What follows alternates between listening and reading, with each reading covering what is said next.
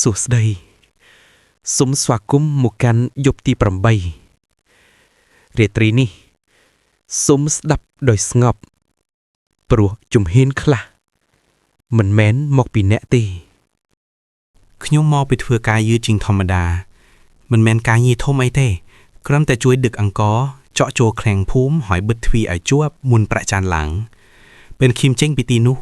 เพื่องนพุ่มอันลงสลายสรุปกำจายเมียแค่ปริแวงซึ่งแต่ระหลุดอ้อหายพระเชอเลือสะซอตามดองเพลือบัดทวีหายรบองหรือสรีจวบสมัยขบวขบวสระมอยเตรดชิมวยปนหรือจันสราลเพลาเตอร์พแทกขยมคือเพลาเดกระหอมลีทมอตัวเปลทั้งไงจี้มอโตกัดปันมาเนตีกรอนแต่เปลยุบดาวแต่มันเอกไอวิหักด้วยจียูจึงธรรมดาเพราะสำเร็จระบบครวนไอลือฉบับเปกชมกันเพลตัวมวยบรรจังเตอมุกอ่อยเคยเพลกระโหมกำปุงปุงริกโดยสายสระไซเตอชงายก่อนแรงคละมีพแตงตึกสราลปีเพลียงแคมนถืออ่อยใดเมียนคลันคลั่งคลันใดเสริมเดเถือบจบหนึ่งจงจำตั้งปีเมงเนื้อผู้มันลงแสเปลยบมันเซอร์มีนมนุษย์ดาจรานมนุษย์เพียจรานโจลแต่เปลไงเล็กแต่ยบนี้ขยุงมันคลายไอเต้ปลุกเพลวนี้ขยุงดารอบโรยดองกันไลนาเมียนดามกำปึกกันไลนาเมียนระบองหรือไซบะกันไลนาเมียนกายคลาไฮคลังขยุงสกวาขยุงกึศแต่ปีใบเลยงี้หนึ่งกาสำรากจัดขยุงตกเลือพเตไฮตกเนื้อเปียลกระไดเลือเจียนใบสำเร็งกายชงายลือสราลมันแม้นไฮกัวไพเตครอนแต่กายภูมิแต่ลือจำเฮียนมนุษย์จอลเปรียวบอกกัดตะเชียกขนมได้ยืดโดยจีมนุษย์ดำน้ำตามตุ่มล้อมุกเพลยมีแต่เชอปีใบบรรทบกินเนี้ยแต่เบิดเพลิงอ๋อแต่เบิดขยงชบสดับละอ๋อขยงไอลือสำเร็งเนี่ยขนมแต่คลาสำเร็งจานจังเอฟปากเนี้ยหรือสำเร็งตุรตุสราลอารมณ์ทำมนุษย์เนยจิตถือไอขยงสงบจัดให้เนยจันล็อกแต่ตีมวยหนึ่งตีปีขยงลือสำเร็งจุ่มหินปีกราวตุก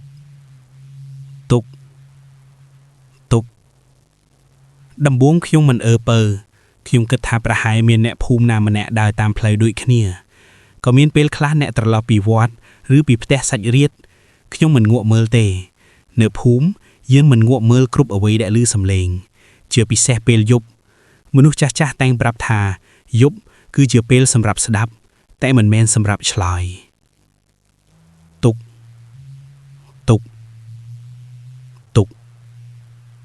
สำเร็งนู้เนื้อแต่โดยคเดียมันชงายมันจิตเคียงมันต่อดาปรอกระไดเคียงปรับครูนไอทามันไอเตให้ดาบันต่อด้วยขมีนเอาไว้กาดลัง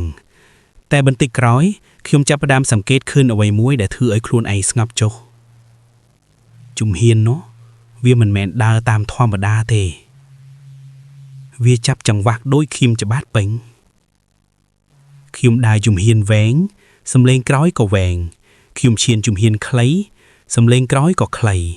คิมบันทอยระเบือนได้สามือเพลือสำเร็งกร้อยก็บันทอยโดยจะมีนสายจองระเวียนเจืองคิมหนึ่งเจืองแนนุคิมสากระบองบันติกโดยมันบังหายคล้วนออกจากบ้านคิมบังเกินระเบือนปีธรรมดาคิมกึศทาใบชีแนภูมิอย่างหอยนักเกหนึ่งเลือนตามแบบคล้วนเกหรือไฮเหมาะถาโอนบองเตอร์นาแต่ขมิ้นสำเร็งในเย่เมียนแต่จุ่มเฮียนกร้อยได้เลื่อนล้างจือมวยขยุงโดยขมิ้นปนเยียเปลซอตุก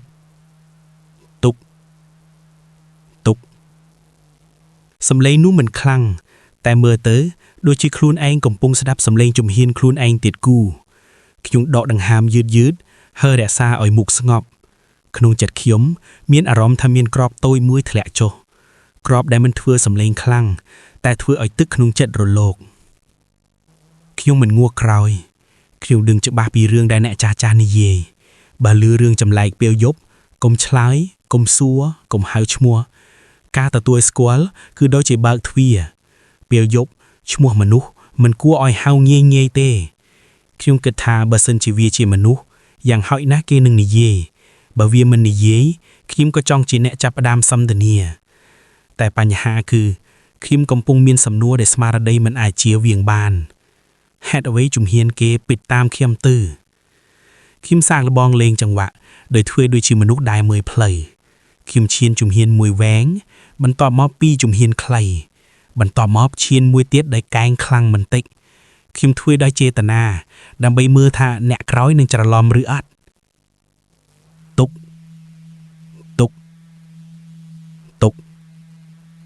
គ្មានច្រឡំគ្មានលំបាកសំឡេងក្រោយតាមចង្វាក់ខ្ញុំដោយកូនសឺដែលហាត់តាមគ្រូមិនយឺតសោះដូចជាវាមិនចាំបាច់ស្ដាប់មុនទៅធ្វើដូចជាវាដិនចិត្តខ្ញុំមុនខ្ញុំឈានជើងដំបូងខ្ញុំមានអារម្មណ៍សាច់ត្រជាក់តាមក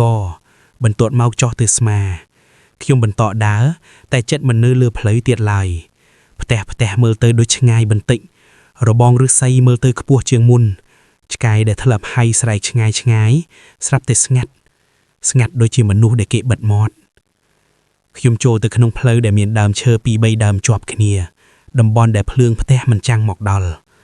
នៅទីនោះពន្លឺផេលខ្ញុំធ្វើឲ្យដីក្រហមលិចច្បាស់ប៉ុន្តែជុំវិញវិលវល់ទៅជាស្រមោលខ្ញុំកាន់ថេលឲ្យមាំខ្ញុំដើរយឺត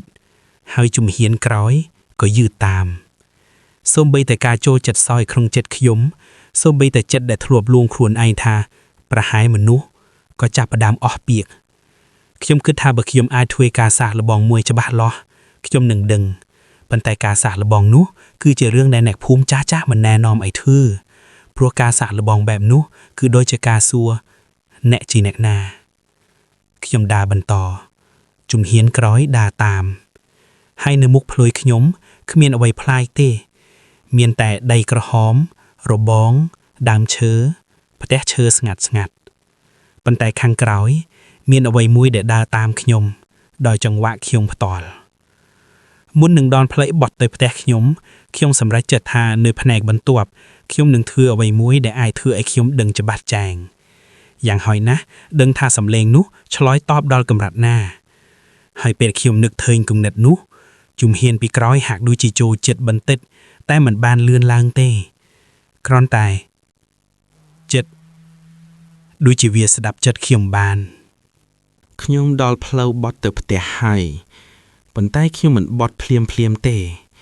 មិនមែនព្រោះខ្ញុំភ្លេចផ្លូវទេផ្លូវនេះខ្ញុំដើរតាំងពីនៅក្មេងបញ្ហាគឺខ្ញុំចង់ដឹងថាជំហាននៅពីក្រោយវានឹងធ្វើអ្វីបើខ្ញុំធ្វើអ្វីមួយដែលមនុស្សធម្មតាមិនធ្វើខ្ញុំដើរយឺតដូចមនុស្សគិតអ្វីមួយក្នុងចិត្តដីក្រហមក្រោមជើងខ្ញុំមានសម្លេងស្រាលព្រោះសើមខ្ញុំអាចឮសម្លេងស្បែកជើងខ្ញុំច្បាស់ណាស់ហើយខ្ញុំក៏ឮសម្លេងនោះសម្លេងដែលមិនមែនជាស្បែកជើងខ្ញុំតែមានចង្វាក់ដូចគ្នាតោកខ្ញុំគិតថាមិនអីទេហើយបន្តដើរបន្តិចទៀតដើម្បីឲ្យចិត្តខ្លួនឯងមានពេលត្រៀមនៅភូមិយើងមិនតែងតែប្រញាប់ពេលភ័យភាពប្រញាប់នាំឲ្យមាត់ធ្វើអ្វីមួយមុនខួរក្បាលខ្ញុំមិនចង់ធ្វើកំហុសបែបនោះបន្តមកខ្ញុំធ្វើអ្វីមួយតូចអ្វីដែលមើលទៅធម្មតាខ្លាំងខ្ញុំមិនឈប់យឺតទេខ្ញុំឈប់ភ្លាមដោយមនុស្សជើងរមួលសំឡេងចំហ៊ានពីក្រោយក៏ឈប់ដែរមិនមានសំឡេងបន្ថែមមិនមានសំឡេងយឺតតាមវាឈប់ភ្លាមដូចខ្ញុំឈរនៅទីនោះមិនងាកក្រោយមិននិយាយអ្វីខ្យល់ហាក់ដូចជាឈប់បក់សូម្បីតែសំឡេងសត្វល្អិតក៏មិនឮខ្ញុំរាប់ក្នុងចិត្ត1 2 3គ្មានអ្វីកើតឡើងប៉ុន្តែអ្វីដែលធ្វើឲ្យខ្ញុំមានអារម្មណ៍ចម្លែកគឺចម្ងាយជំហាននោះមិនឆ្ងាយដូចមុនទៀតទេខ្ញុំមិនឮសំឡេងដកដង្ហើមច្បាស់ទេតែមានអារម្មណ៍ថាមានអ្វីមួយនៅចិត្តដែលគួរតែចិត្តមិនមែនខ្យល់ធម្មតាទេតែវាមានទម្ងន់ដូចជាមានអ្វីមួយឈរនៅលើខ្ញុំមិនងាកក្រោយទេខ្ញុំចាំថាអ្នកចាស់តែនិយាយថាបើអ្វីមួយចូលចិត្តគ្មានសំឡេងកុំឲ្យវាដឹងថាអ្នកដឹងការដឹងនិងការទទួលស្គាល់គឺខុសគ្នាខ្ញុំអាចដឹងតែខ្ញុំមិនអាចបង្ហាញថាខ្ញុំដឹងខ្ញុំឈរនៅទីនោះយូរបន្តិច វាមិនធ្វើអ្វីគ្រាន់តែឈរខ្ញុំអាចមានអារម្មណ៍ថាវាកំពុងរងចាំអ្វីមួយពីខ្ញុំមិនមែនសំឡេងមិនមែនការងាកមើលប្រហែលជាការបន្តចំនួនខ្ញុំឈានជំហានមួយទៅមុខតកមានសំឡេងជំហានមួយស្អាតនៅពីក្រោយខ្ញុំជំហានតែមួយមិនបន្តទៀតជំហាននោះឮច្បាស់មុនចេះស្អាតដោយស្បែកជើងប៉ះដីស្រូចស្អាតខ្ញុំមានអារម្មណ៍ថាបើខ្ញុំបត់ក្បាលបន្តិចតែបន្តិចប៉ុណ្ណោះខ្ញុំនឹងឃើញអ្វីមួយប៉ុន្តែខ្ញុំមិនធ្វើព្រោះការមើលគឺជាការអនុញ្ញាតខ្ញុំបន្តដើរទៅផ្ទះ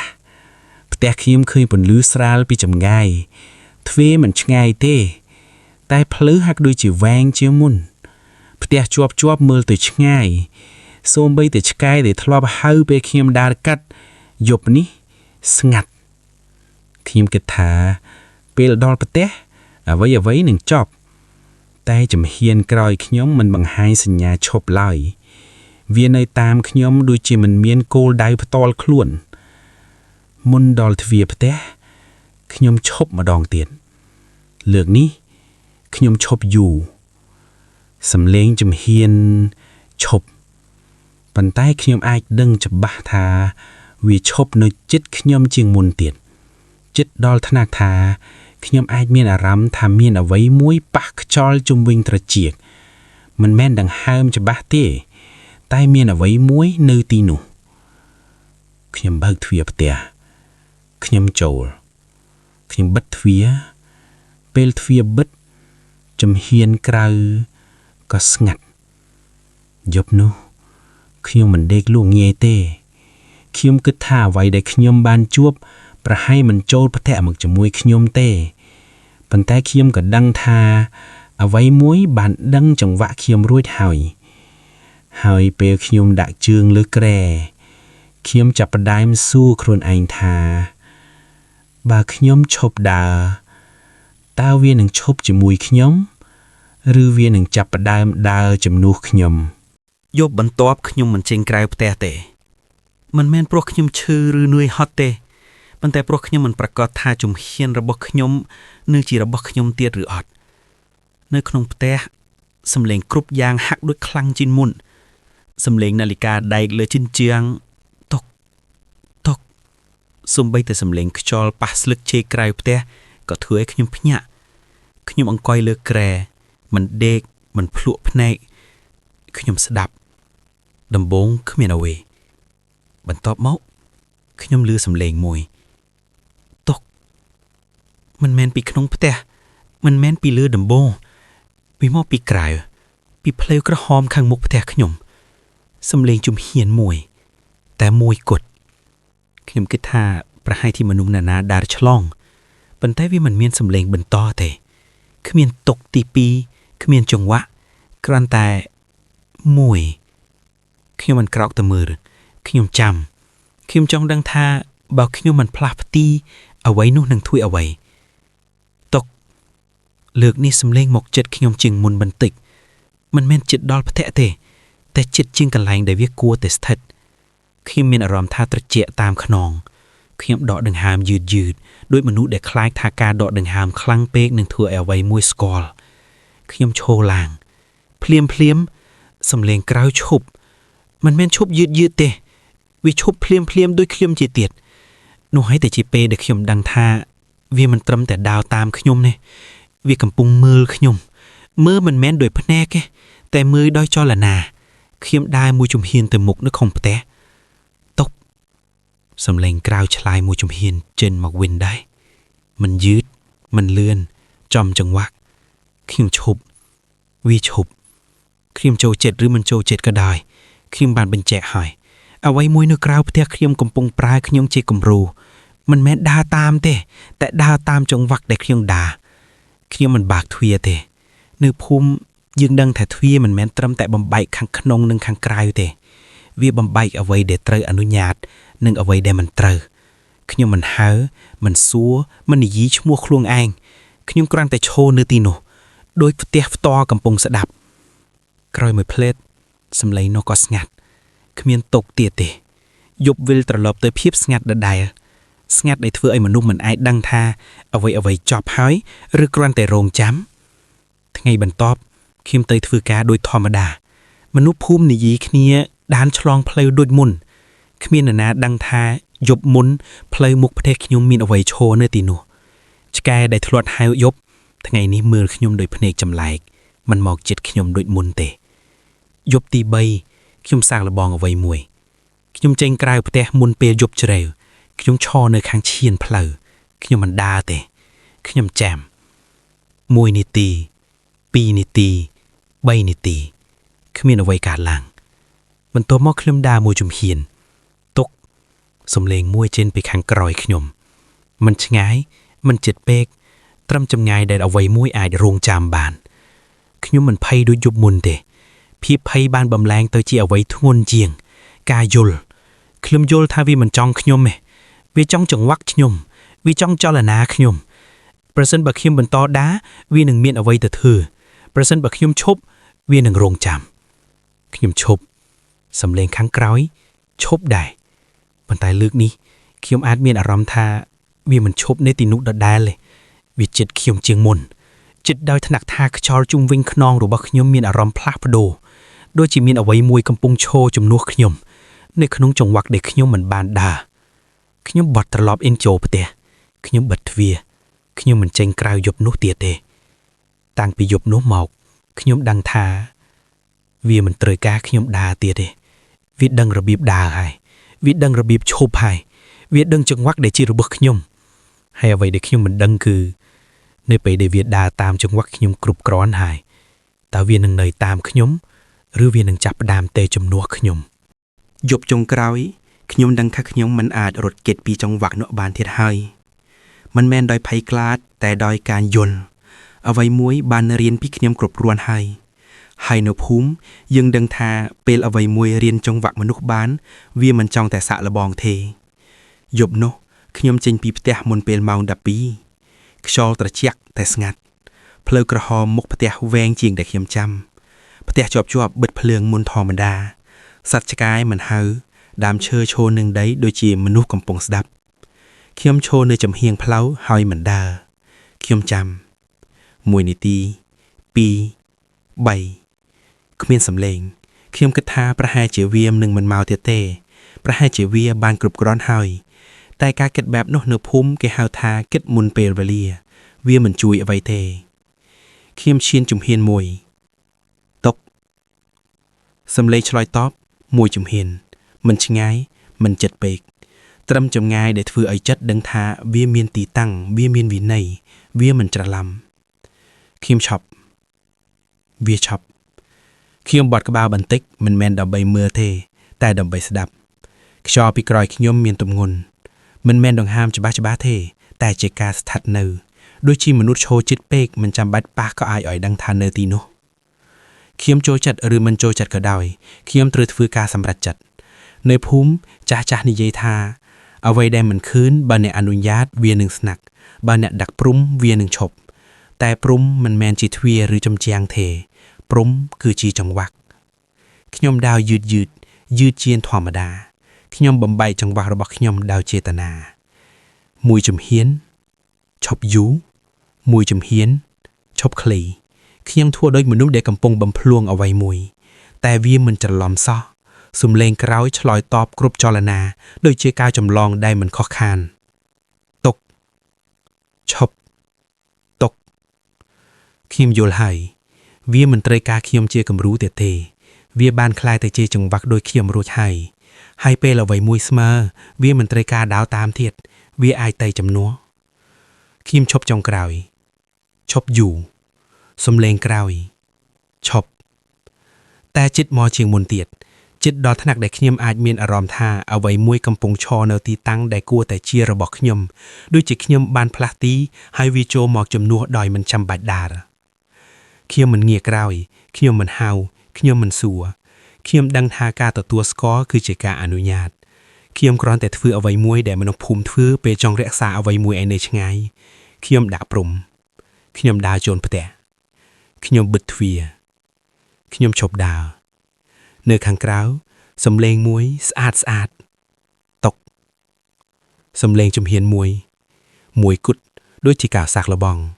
ខ្ញុំមិនឆ្លើយខ្ញុំមិនផ្លាម៉ូខ្ញុំអង្គុយនៅទីនោះដូចជាផ្ទះកំពុងស្ដាប់ជាមួយខ្ញុំសំឡេងមិនបន្តយប់វិលត្រឡប់ទៅស្ងាត់ព្រឹកឡើងមនុស្សភូមិនិយាយថាមាននរណាម្នាក់ឃើញខ្ញុំដើរតាមផ្លូវក្រហមក្រោយអាធ្រាត្រដើរយឺតមិននិយាយមិនមើលខ្ញុំញញឹមហើយមិនឆ្លើយនៅភូមិការមិនឆ្លើយគឺជាវិធីមួយដើម្បីរក្សាអ្វីមួយឲ្យនៅឆ្ងាយខ្ញុំរស់នៅខ្ញុំធ្វើការពេលថ្ងៃយប់ខ្ញុំមិនដើរទៀតហើយមនុស្សនិយាយអំពីខ្ញុំដោយសំឡេងទាបមិនមែនព្រោះខ្ញុំបាក់ទេតែព្រោះអ្វីមួយបានរៀនពីខ្ញុំពេលខ្លះយប់ជ្រៅខ្ញុំឮសំឡេងជំហាននៅឆ្ងាយមួយជំហានបន្ទាប់មួយមិនមកចិត្តផ្ទះទេដូចជាមនុស្សដែលកំពុងហាត់ចង្វាក់ខ្ញុំមិនឈរខ្ញុំមិនដើរខ្ញុំចាំនៅភូមិយើងដឹងថាអ្វីដែលចងចាំចង្វាក់មនុស្សមិនត្រូវការមានរៀងទេវាត្រូវការតែការផ្លាស់ម៉ូហើយការអនុញ្ញាតហើយចាប់ពីយប់នោះមកខ្ញុំបានរៀនរស់នៅដោយរក្សាចង្វាក់របស់ខ្ញុំឲ្យនៅជារបស់ខ្ញុំ រឿងនេះចប់ត្រឹមនេះសូមអរគុណដែលបានស្ដាប់រហូតដល់ចុងបញ្ចប់ហើយសូមចងចាំថាជំហានខ្លះមិនចាំបាច់ឲ្យឃើញក៏ដឹងថាមាន